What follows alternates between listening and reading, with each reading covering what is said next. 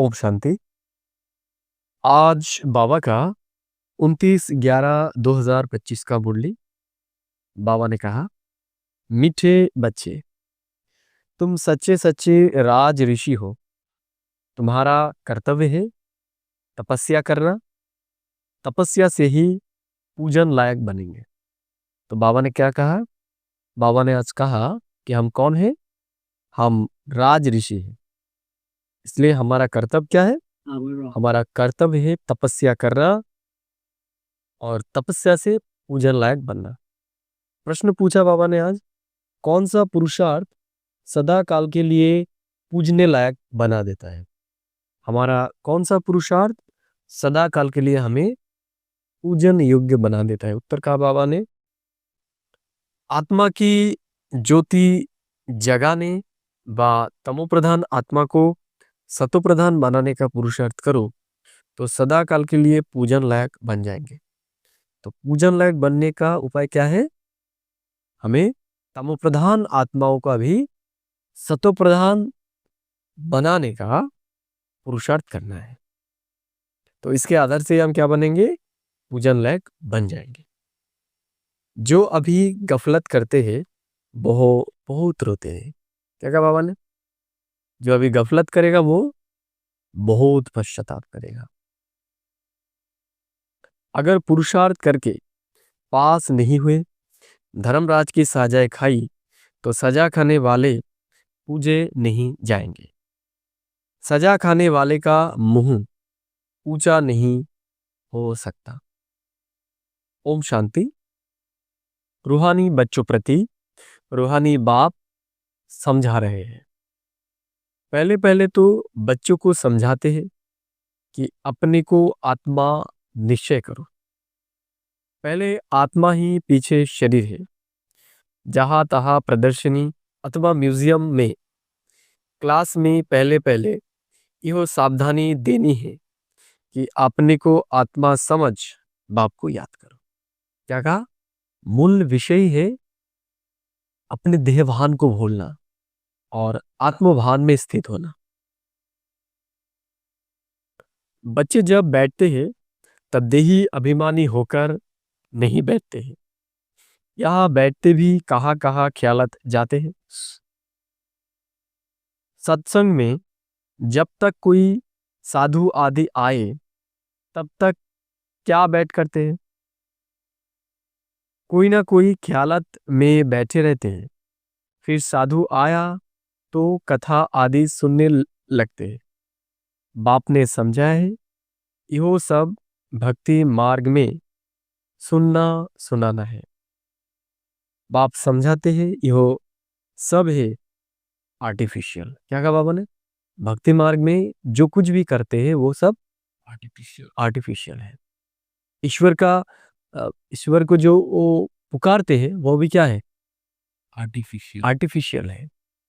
तोते जैसा, अंदर से भाव नहीं रहता।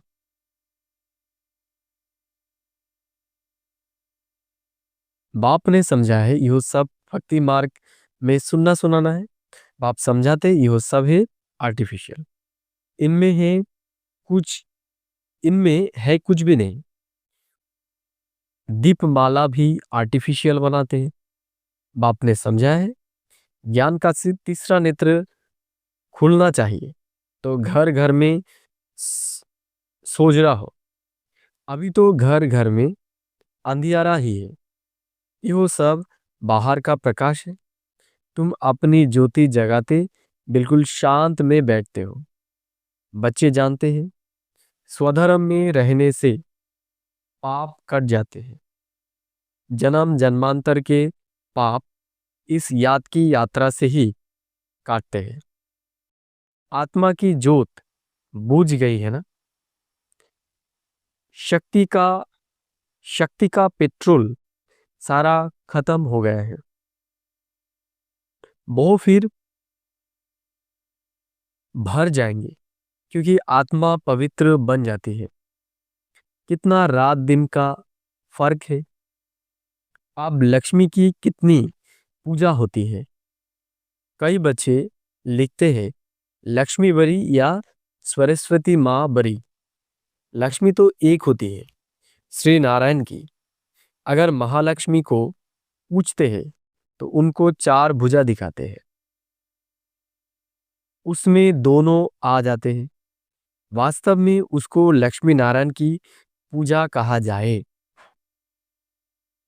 चतुर्भुज है ना, दोनों इकट्ठे, परंतु मनुष्य को कुछ भी समझा नहीं है। बेहद का बाप कहते हैं कि सभी बेसमझ बन पड़े। क्या कहा बाबा? अभी सब बेसमझ बन पड़े, समझ के कोई नहीं कर रहा है, सभी कर रहे हैं, इसलिए कर रहे हैं।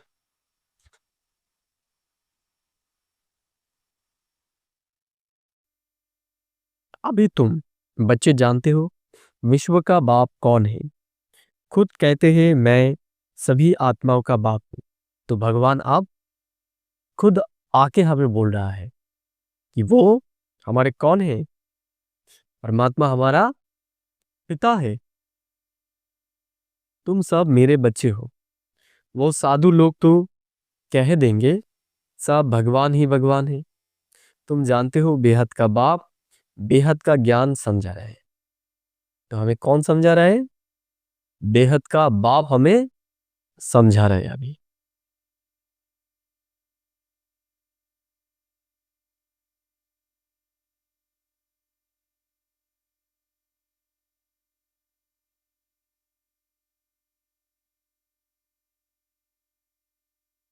अभी तुम बच्चे जानते हो विश्व का बाप कौन है? खुद कहते हैं मैं सभी आत्माओं का बाप हूं। तुम सब मेरे बच्चे हो। बहुत साधु लोग तो कह देंगे सब भगवान ही भगवान है। तुम जानते हो बेहद का बाप बेहद का ज्ञान समझा रहे हैं हम आत्माओं को। मनुष्य को तो देह अभिमान रहता है, मैं फलाना हूं, है ना? मनुष्य को क्या है? उनका जो औहदा है, उनका जो पद या फिर पोजीशन है, उनके नशे में वो रहते हैं, उस भान में रहते हैं। शरीर पर जो नाम पड़ा है उस पर चलते आए हैं। आप शिव बाबा तो है निराकार, सुप्रीम सोल। उस आत्मा पर नाम है शिव। आत्मा पर नाम एक ही शिव बाबा का है, बस वो है परम आत्मा। परमात्मा उनका नाम है शिव। बाकी जो भी आत्माएं ढेर की ढेर है, उन सबके शरीरों के नाम पड़े हुए हैं। शिव बाबा यहाँ रहता नहीं है, बहुत तो परम धाम से आते हैं। क्या कहा बाबा? शिव बाबा कहाँ पर रहते हैं? वो परम धाम में रहते हैं। परम धाम से यहाँ आकर हमें ज्ञान देते हैं। शिव अवतरण भी है। अभी बाप ने तुमको समझाया है। अभी आत्माएं यहाँ आती है पाठ बजाने। बाप का भी पाठ है। बाप तो बहुत बड़ा काम यहाँ करते हैं, अवतार मानते हैं। तो उनकी तो हॉलिडे और स्टैंप आदि होनी चाहिए। सब देशों में हॉलिडे होनी चाहिए, क्योंकि बाप तो सबका सद्गति दाता है ना। उनका जन्मदिन और चले जाने का दिन, डेट आदि का भी पता नहीं पड़ सकता, क्योंकि यह तो न्यारा है ना। इसलिए सिर्फ शिवरात्रि कह देते हैं, है ना। तो बाबा का आने का और जाने का कोई डेट फिक्स्ड नहीं है। कोई नहीं जानता वो कब से आया और कब चला गया। उसके बीच में आप बाप आते हैं। यह तो एक्यूरेट टाइम है। मनुष्य जन्मते हैं तो म्यूनिसिपैलिटी में नोट कराते हैं ना, फिर 6 दिन के बाद उसका नाम रखते हैं। उसको कहते हैं नामकरण। कोई छठी करते। भाषाएं तो बहुत है ना। लक्ष्मी की पूजा करते हैं, आतिशबाजी जलाते हैं। तुम पूछ सकते हो जो लक्ष्मी का त्योहार आप मनाते हो, यह कब तख्त पर बैठे? तो हम दूसरे को पूछ सकते हैं कि ये कब तख्त पर बैठे थे। तख्त पर बैठने का ही कॉरोनेशन मनाते हैं, उनका जन्म नहीं मनाते। लक्ष्मी का चित्र थाली में रख उनसे धन मांगते हैं, बस, और कुछ नहीं। मंदिर में जाकर भल कुछ मांगेंगे, परंतु दीपमाला के दिन तो उनसे सिर्फ पैसा मांगेंगे। पैसा देती थोड़ी है। यो जैसी जैसी भावना है। अगर कोई सच्ची भावना से पूजा करते तो अल्पकाल के लिए धन मिल सकता है। क्या कहा बाबा ने? अगर कोई भावना से पूजा करते हैं तो उनको क्या होता है? अल्पकाल के लिए फल मिल जाता है। यो है ही अल्पकाल का सुख। यहाँ तो स्थायी सुख भी होगा ना। स्वर्ग का तो उन्हों को पता ही नहीं है। यहाँ स्वर्ग की भेंट में कोई खरा हो नहीं सकता। क्या कहा बाबा ने? बाबा हमें जो प्राप्तियां दे रहे हैं, स्वर्ग की वर्षा दे रहे हैं, उसके तुलना में इस दुनिया का कोई भी चीज क्या खरा नहीं हो सकता। तुम जानते हो, आधा कल्प है ज्ञान, आधा कल्प है भक्ति, फिर होता है वैराग। समझा जाता है यह पुरानी छीछी दुनिया दुनिया है, इसलिए फिर नई दुनिया जरूर चाहिए। नई दुनिया वैकुंठ को कहते हैं, उसको हेवन, पैराडाइज कहा जाता है। इस ड्रामा में पार्टधारी भी अविनाशी है। तुम बच्चों को मालूम पड़ा है कि हम आत्मा पाठ कैसे बजाती है। बाबा ने समझा है, किसको भी प्रदर्शनी आदि सुनाना है तो पहले पहले यो इम ऑब्जेक्ट समझाने। क्या कहा बाबा? पहले हमें क्या करना होगा?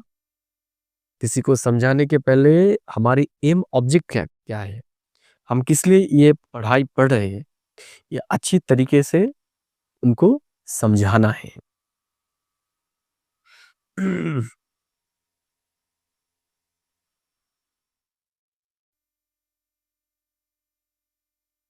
अपनी आत्मा की ज्योति जगानी है। अभी आत्मा तमोप्रधान बनी है, उनको ही सतोप्रधान बनाना है। आत्मा है ही बिंदी, एक सितारा है, उनका और कोई नाम रख नहीं सकते। बच्चों को समझा है, उनका साक्षात्कार हुआ है। स्वामी विवेकानंद और रामकृष्ण परमहंस का बतलाते हैं, उसने देखा उनसे कुछ लाइट निकली, सो तो आत्मा ही निकलती है। उसने समझा, वो मेरे में समा गई। कौन? स्वामी विवेकानंद। रामकृष्ण देव से एक ज्योति निकल के उनके शरीर में समा गए, ऐसे अनुभव किया था।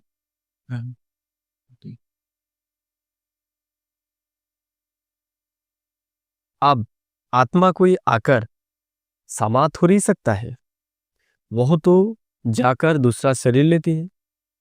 पिछाड़ी में तुम बहुत देखेंगे, नाम और रूप से न्यारी कोई चीज होती नहीं। आकाश पुलर है, उसका भी नाम है। अब यह तो बच्चे समझते हैं, कलप कलप स्थापना जो होती आई है वो होनी है। हम ब्राह्मण नंबरवार पुरुषार्थ करते करते रहते हैं। जो जो सेकंड गुजरता है उसको ड्रामा ही कहा जाता है। सारी दुनिया का चक्र फिरता रहता है। यह 5,000 वर्ष का चक्र जो मिसल फिरता रहता है, टिक टिक होती रहती है। अभी तुम मीठे मीठे बच्चों को सिर्फ बाप को ही याद करना है।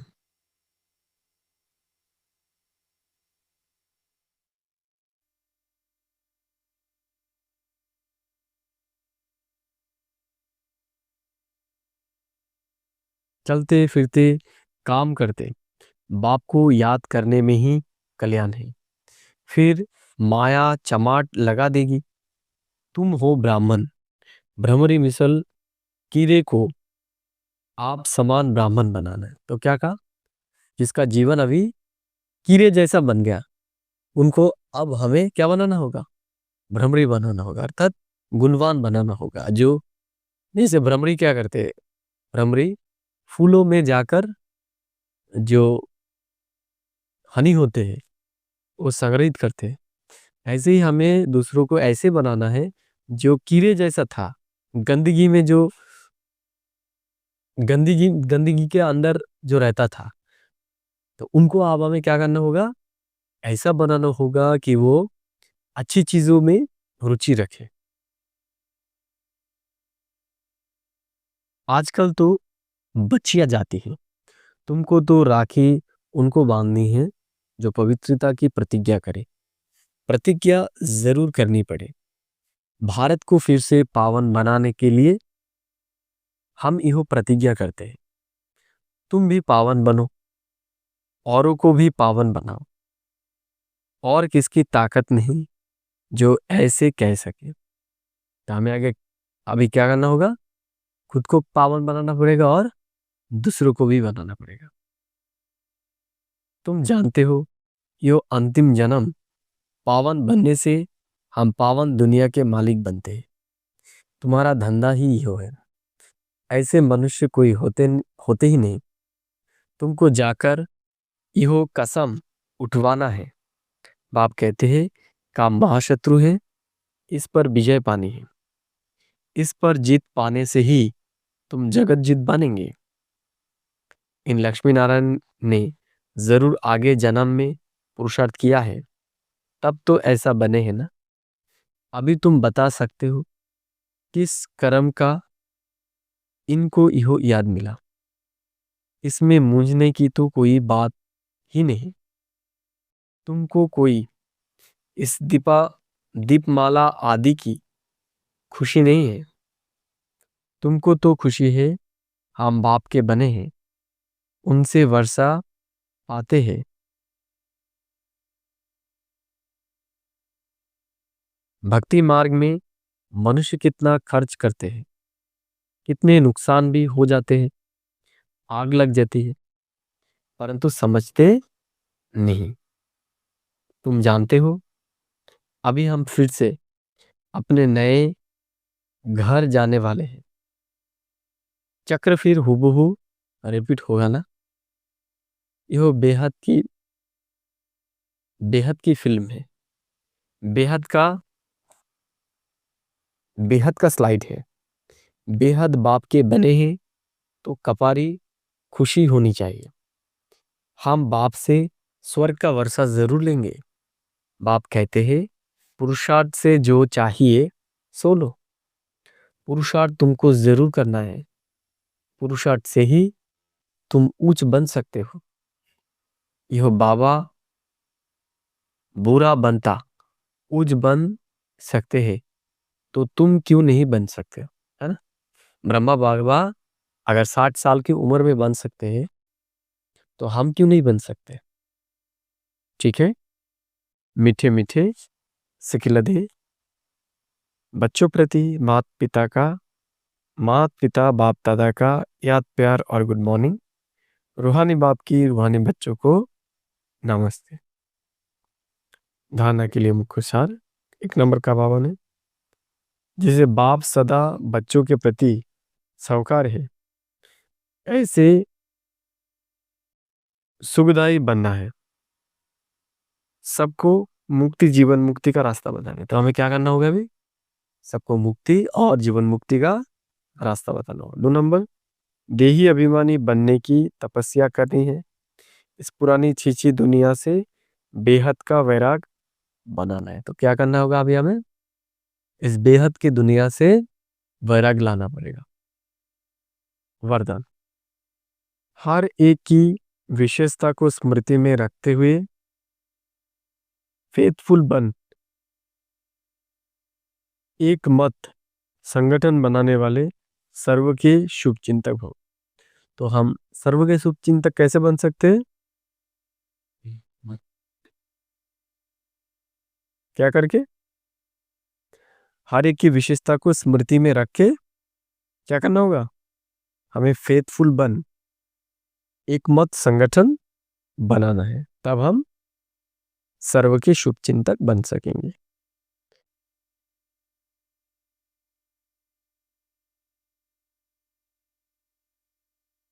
ड्रामा अनुसार हर एक को कोई ना कोई विशेषता अवश्य प्राप्त है। क्या कहा बाबा ने? हर एक ब्राह्मण आत्मा को कोई ना कोई विशेषता मिली हुई है। उस विशेषता को कार्य में लगाओ तथा औरों की विशेषता को देखो। एक दो में फेथफुल रहो तो उनकी बातों का भाव बदल जाएगा। क्या कहा बाबा ने? दूसरे के प्रति अगर हम हमारी करुणा रहेंगे तो दूसरे भी बदल जाएगा।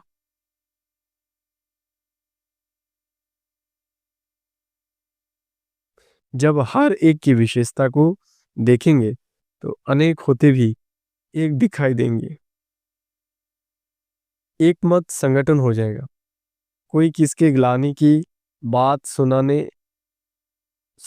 सुनाए तो उसे टीका देने के बजाय सुनाने वाले का रूप परिवर्तन कर दो। अगर कोई हमें आके दूसरे के बारे में निंदा करे तो क्या करना होगा? उसके माइंड को हमें चेंज कर देना है, दूसरे तरफ डाइवर्ट कर देना है, तब कहेंगे शुभचिंतक। अव्यक्त इशारे और शरीरी व विदेश स्थिति का अभ्यास बढ़ाओ। अगर सेकंड